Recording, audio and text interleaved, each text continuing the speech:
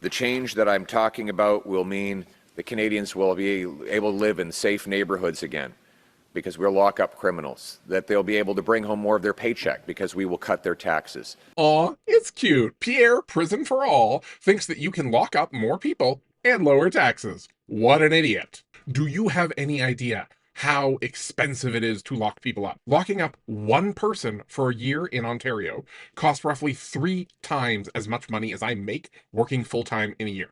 That's not my taxes that the government gets. That's all of the money that I make. Back of the napkin math. You need to take all of the tax revenue of 10 chicken level tax brackets to lock up one homeless person who can't adhere to the capitalist work 40 hours a week rat race. Because when they were younger, someone decided to do something to them, and they've been running from that their whole life.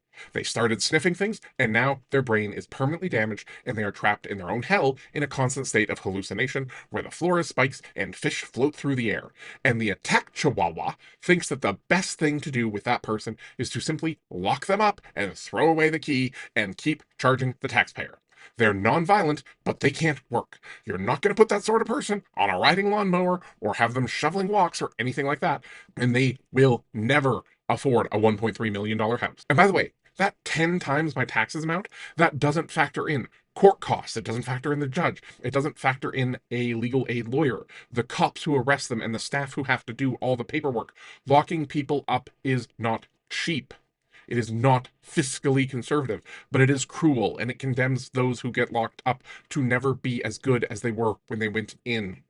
Housing First initiatives, like have already begun in Manitoba, which the federal Liberals plan to help fund as part of their housing strategy, offer a much cheaper, much kinder, and much more in line with Canadian values approach to letting these people, who Pierre hates so much, have a more bearable life. And a more bearable life keeps them from lashing out at the rest of us, who have historically voted to do as little as possible to help those who society has abandoned.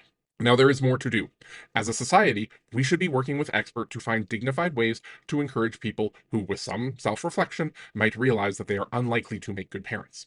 So we have fewer people being born to parents who don't have the tools to take care of them and raise them well.